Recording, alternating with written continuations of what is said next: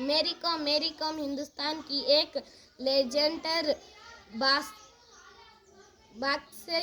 Boxer हैं जो 24 नवंबर 1982 को मणिपुर के एक गरीब खानदान में पैदा हुई। मेरी कॉम ने गुर्बत और समाजी रुकावटों पर काबू पाते हुए 6 बार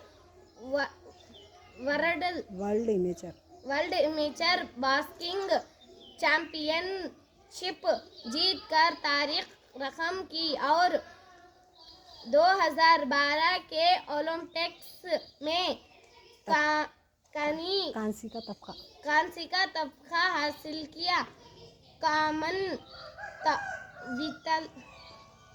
कॉमनवेल्थ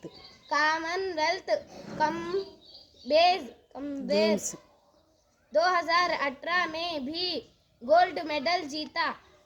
एजाज़ात इन्हें पद्मश्री 2006, पद्म भूषण और राजीव गांधी खेल रत्न जैसे आला तरीन एजाज़ात से नवाजा गया।